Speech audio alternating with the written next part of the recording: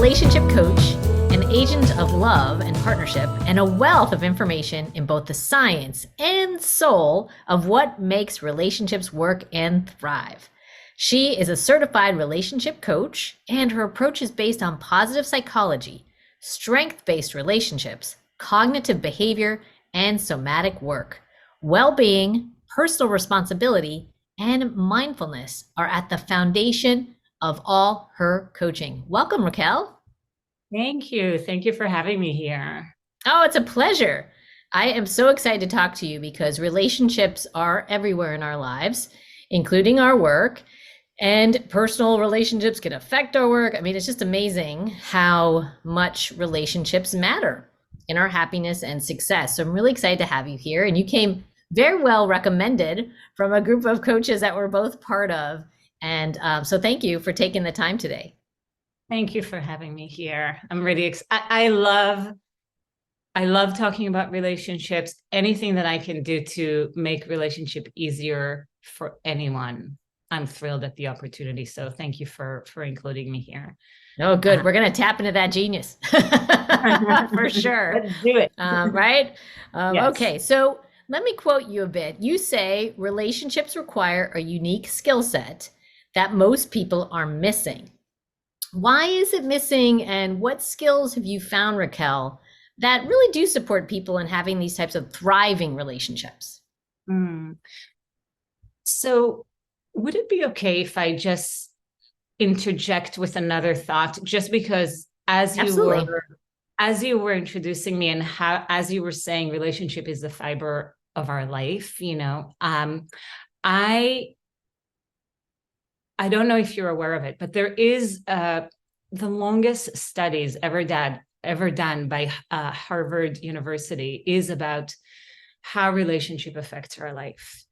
And it actually shows direct link to success, health, longevity, happiness, the quality of our relationships. So whether it is fraught with stress and problems, it will affect all these areas of our life. And when our relationships are thriving, our life is thriving. We really are herd animals. And just like generations after generation, it has been shown any aspect of our life is affected. And you can think about it. Your relationship at work affects your satisfaction at work. Your relationship at home affects how you show up in the world. When we feel secure in our life, in our home, in our relationship, we are just so much more powerful. So it really is the most important. I mean, our relationship with ourselves and our relationship with each other. And we spoke a little bit also in the beginning, just looking at the state of the world now. And if we just knew how to communicate better, I mean, this is more important than ever. So I hope it's okay to mention that, because there is a scientific study that actually shows that your well-being overall is affected by your relationship. So absolutely. Thank you for mentioning it. I think it's very important to bring up, and only underscores how important this conversation is, Raquel. So yes, I'm very curious to know what skill sets are really required. I mean, you've already mentioned respect. That's a good one. Self-respect, respect for others. Or what have you found as part of this skill set? So there's so many elements of good communication, but so as you mentioned, you said strength-based psychology, positive psychology. So the influences that I draw from is really about focusing on the good, growing the good. So most relationship challenges and conflict actually come from, we think it's the issue. We think it's the issue that is creating a problem. And it's actually a lack of connection. It's a lack of connection, and it's a perspective. So much of my work is actually building back the connection and having a different perspective on what's happening. when we are threatened, when our needs are threatened, we just go into fight or flight. We don't see clearly. We jump into assumptions. And then it's just reaction, interaction, interacting with reaction. And there's not an actual conversation. So I feel like so many times people come to me and they don't even get to speak about the problem. They getting stuck in talking about how they're talking. I don't know if that makes sense. So yeah, even the stories they're telling themselves about the situation. I've as you're talking, I'm thinking of examples of my own life, right? Where we, like you said, you fight or flight. You kind of drop out. You're like, that's it, I'm out, and and then there's no communication, there's no connection. Relationship does not thrive, and it's a real challenge. So yeah, I can see how building that connection is so important, even bigger than that particular issue. So it's more these foundational aspects that are really important. Yeah. So there's I mean, if we're looking at skills, there's some very basic applications to creating safety. The basis is really to feel safe, to feel like I can be heard, I can hear someone else, and nothing is going to get out of hand by the communication, by the conversation. So I'm gonna actually start when I talk to you about connection. The Gottman Institute, which is actually they're one of the leading institute in the science of long-term relationship and successful marriages, and they look at some, again, very scientific aspects that contribute to a long-term relationship, and they can be they can be counterintuitive. So they came up with a concept called the love account, just like a bank account. And this is where we talk about connection. You look at positive interactions versus negative interactions. So the more positive interactions you have with people, the more safety you feel. So let's say you look at a relationship over time, someone has been reliable and thoughtful and kind, and then they do something that is less than delightful. And you're like, okay, they had a bad day. If someone is consistently doing these emotional withdrawal, they're late, they're not doing what they said, they might be just 2 minutes late, and you're so upset because that bank account is already depleted. So when I'm gonna talk about couples, but it really any relationship that you look at, it's that is the foundation of connection. So that's where I told you we think it's the issue, and it's actually an issue of connection, because really, when you have that solid trust, you give people the benefit of the doubt. You have you have generosity, you have creative problem solving. If something is out of line, you're like, that doesn't seem right. Let's talk about it. You're just more thoughtful about it. So when you have that safety and respect and kindness and a foundation of friendship, problems are just an opportunity to get to know each other better and come up with a win-win solution. So really, that is wonderful. That's what I do. So I don't even begin to talk with clients about the problem. The first thing that we do is we actually look at the mechanic of what's happening, and my I don't call it homework. I call it home play. My home play for them is always about strengthening the connection. I very clearly tell them, bring the problems to me, and you just strengthen the connection and get really curious and interested about how, what make each other feel safe, what makes each other feel happy, which again is a science, because that is another thing that happened, is what makes me happy doesn't necessarily makes you happy. And so actually, so I may be giving you compliment all day long, but your love language, if I may say, is act of service. And for you, me taking out the trash, or putting something away, remembering what's important to you, this is what makes you happy. And here I am showering you with love, giving you so many words of affirmation, and you're starving for love. Interesting. we love each other how we like to be loved, and we can miss each other that way. So just expanding your awareness of just the little ways that we might be missing each other and miscommunicating, and to learn that, or let's say someone is, I like words of affirmation Me too. personally. We Yeah. yeah, I Yeah, hear I'm you. big on words of affirmation.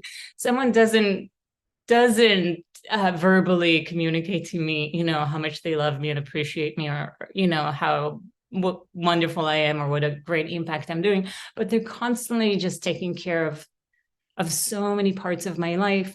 And they're saying, I love you. I care. I love Mm. you. I care. You're wonderful. This is my way to show you. And I don't even register it. I'm just like, Mhm. they are not communicating. Right.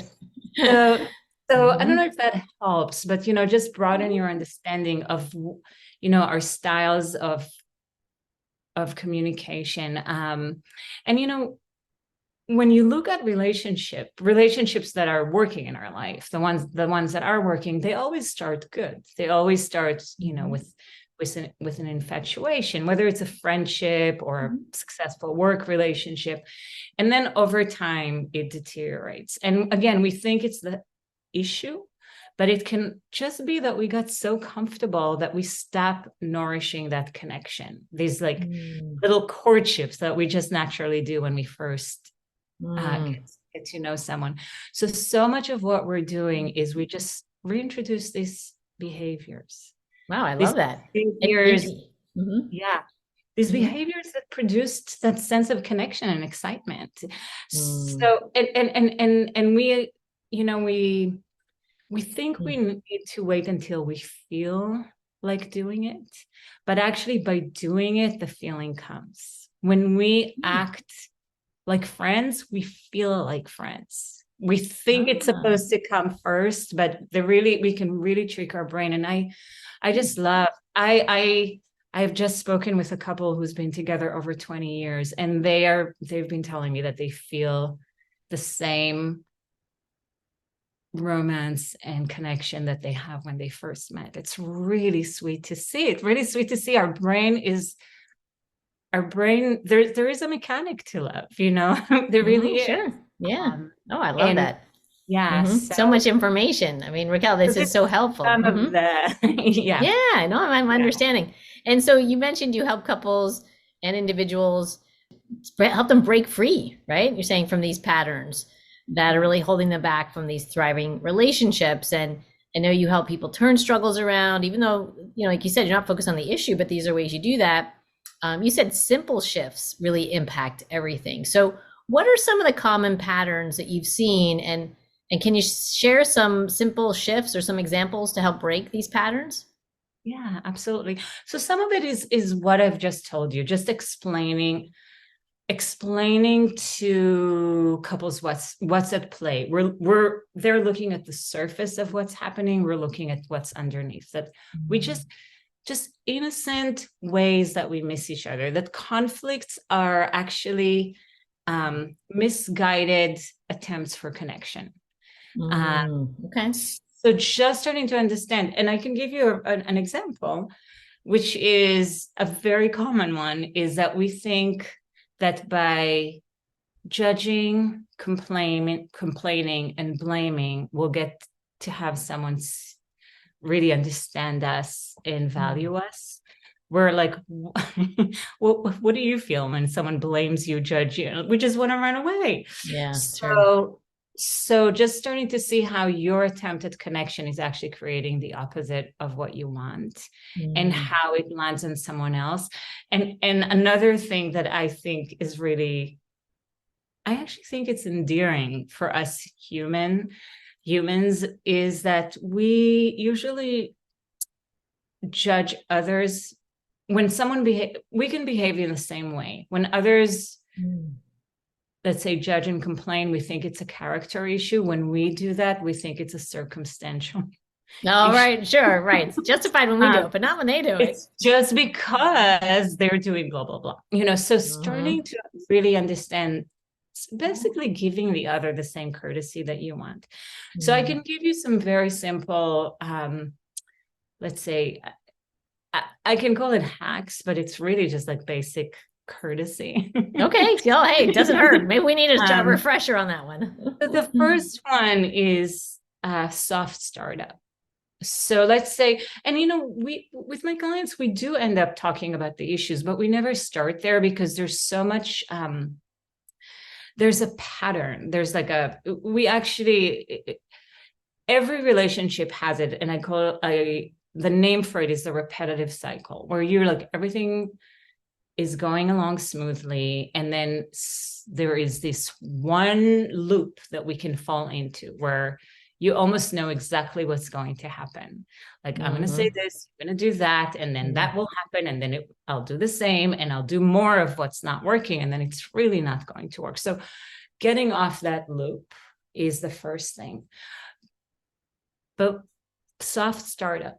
So if there is a problem and I come to you, and the first thing, and that's what strength-based approach is, and positive psychology. So first of all, look at what's already good and working. Because when we feel defensive, we just see everything that is wrong.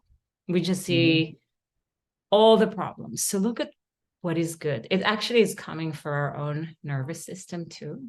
And then it's just so much easier to hear it. So just saying, I really appreciate your effort with this, and I saw how hard you worked on that. Is it okay if we look at some things that can improve this?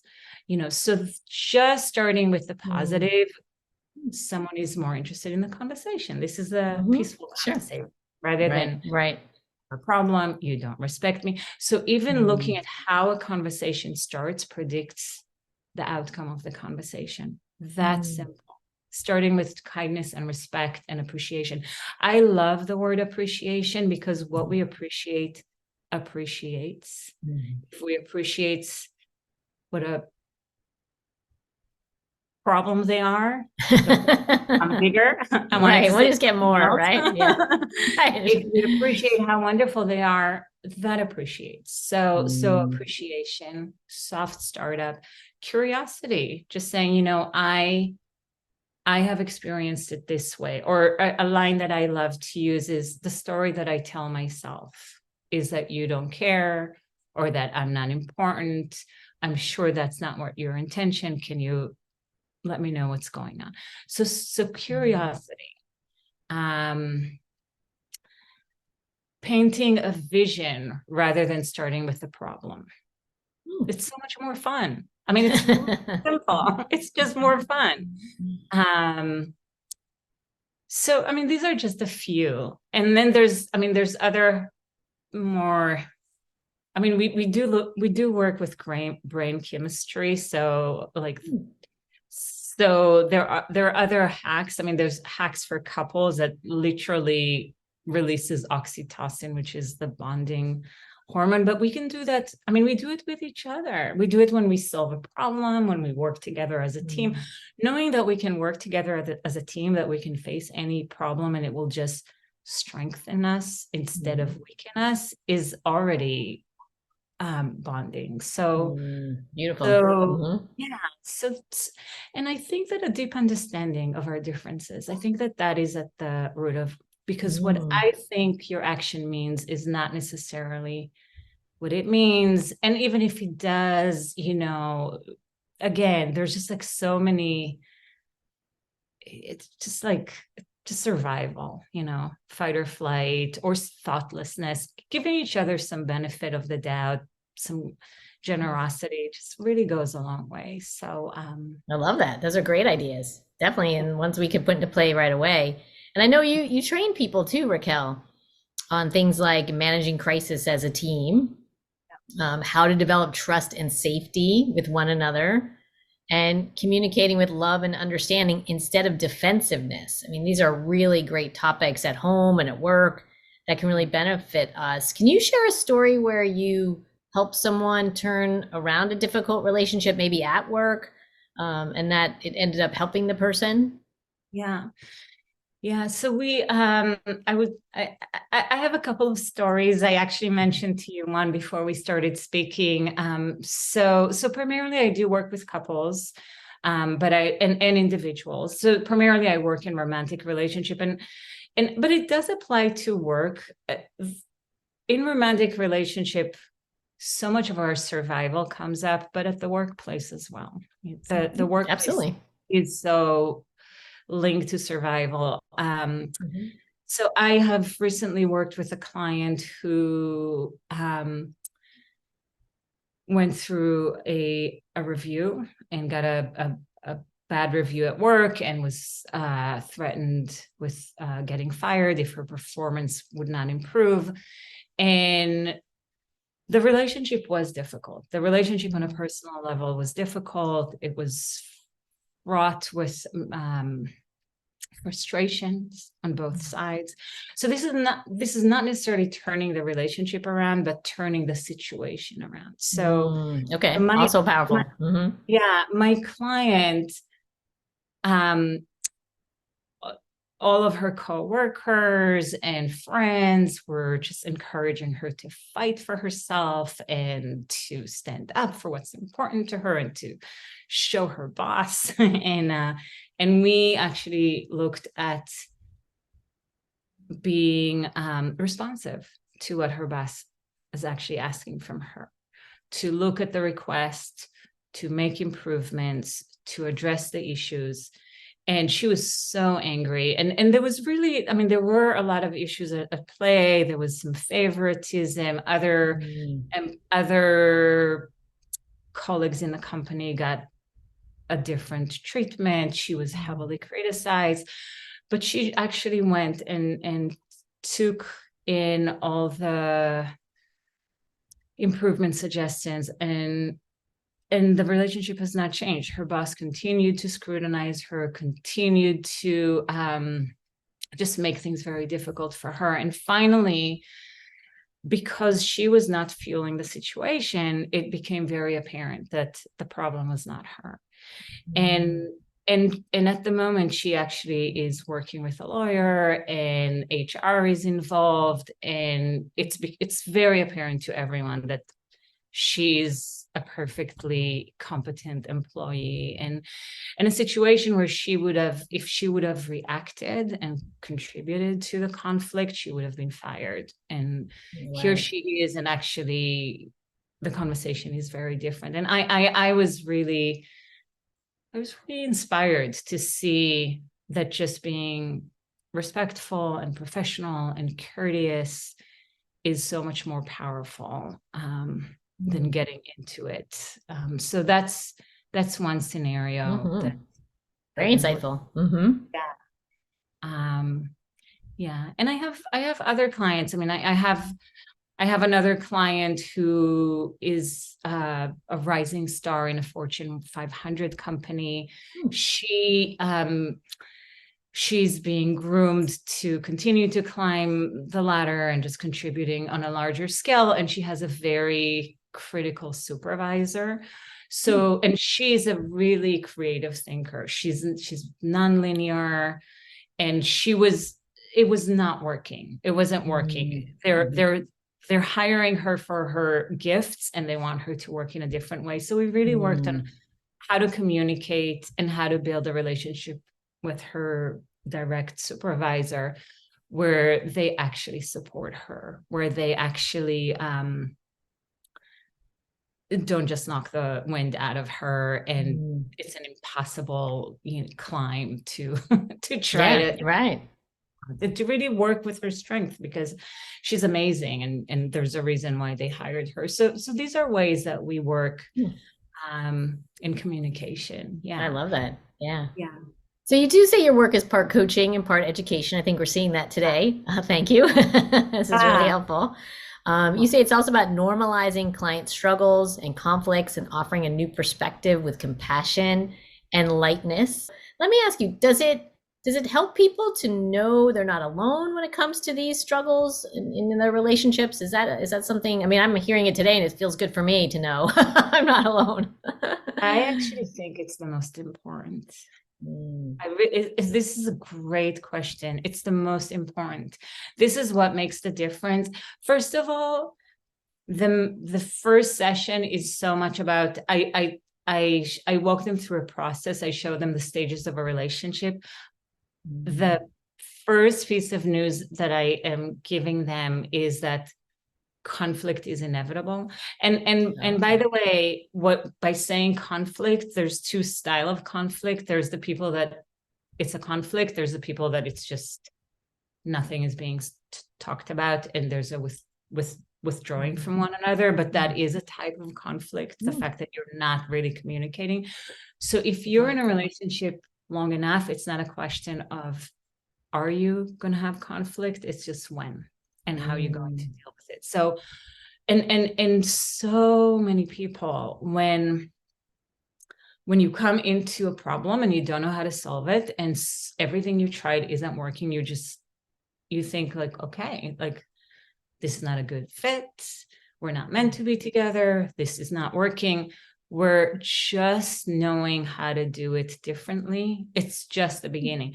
So we look at stages of relationship, and the first stage, and we can apply it to work. The first stage is the romance stage. The second stage is the power struggle. There's 3 more stages after that. Okay. And so many people don't even get beyond the power struggle. This is where they give up. But yes, I will say I have handouts. And it is always really funny and sweet when people go through them and they're just like, there's a handout for this. Like, wow, where has this handout been all my life, right? And it's really about kind of like our most petty little brain, thoughts and patterns. And they're like, oh, yes. What? How does this know? How does this handout so knowledgeable, right? Are you in my brain? And I'm just like, we all do it. Wow. And brains work a little differently and similarly. So yeah, I think that it's really helpful. I think it's just like you go to a doctor, let's say you go to a doctor and you're not getting a right diagnosis. It's so scary. And just knowing that there's actually like a reason, that it's normal, that it's not a problem, that there's a solution. I feel like that is this is my message here. If it helps someone, like you are it, and our survival is working against us. Like our brains are not designed for successful relationship or self-preservation or even in our culture, right? They say like like there's cultural, self-preservation, like I can do it myself kind of attitude can work against someone when it comes to relationships, because actually we do work well together, or at least even socially. It's, as you said, all these benefits to relationships. So I think if we think we're so strong by ourselves that even having a relationship is weakness, or somehow me not being strong enough to handle what I need to, that can really, it deters from the quality of your life, even if it's not affecting you, maybe financially or with your job. I think it takes away from the quality. And you never know where it's going to backfire. I have seen people that it works up to a certain point, and then it's not sustainable. Great point. Does, and I love what you said, that it takes a toll. It might be working. Seemingly, right? Yeah. At what cost? Yes. Great point, Raquel. Yeah. At what cost? Wow. Well, you definitely are a breath of fresh air, and the lightness. What's so cool, I know you probably, I don't know if you can see it, but there is a really cool light beam shining right behind you. I think it is like the coolest thing. It's like, here you are bringing light literally to us today in this very challenging area, which again, we don't always talk about, or it seems strange. And the way you and I connected, which I thought was really cool, was a client of mine said, okay, I worked on my career, Maggie. Now I want to work on my relationships. Who should I talk to? And you came so highly recommended that I said, I think we need to have a conversation here. So thank you so much for sharing your time. So if people, Raquel, my last question is, if people are in a relationship, work or personal, and it's not where they want it to be, it's maybe not thriving the way they'd like it to, or it's not in a good place at all, what's the best way for people to contact you for help? Well, I'll give you with the best place to contact me, but I also want to say that you can be in a great relationship, but there's something that you are just stuck on. just one area where you can't see eye to eye, you can still contact me. You don't have to Okay, be got it. Really in dire straits, you right? can be in a dire I situation. got you. I'm telling you that there's hope, but you can be in a good relationship, and there's might be some areas where you just think this is as good as it can get. Most Mm. people have not even begun to tap into what's available to them. It's so this. I am in the business of. I tell people usually say to me, "Oh, it must be so hard working with couples," and I'm just like, it's the exact opposite. It actually restore my faith in our innate goodness, and that we all want to love, and that we all want good relationships. And you can find me on my website. You can actually schedule, I do offer free consultations. So there is a link on my website. It's raquelreiscoaching.com. It's RAQUELREIS as in Sam coaching.com, and I would be so delighted to hear from you. And really, there are so many amazing tools that just by applying one, you'll start seeing shift in how you see yourself and how you see each other. So I'd be so happy Wonderful. to hear from your audience. Yeah. Wonderful. Well, thank you. Yeah, I feel like you're going to after this conversation today. Yeah. Thank you for shining the light on an area of our lives that we can improve by leaps and bounds and improve the quality of our life, the quality of our experiences, our opportunities. Yeah, it's really great. Yeah. Thanks, Raquel. I appreciate your time. Thank you.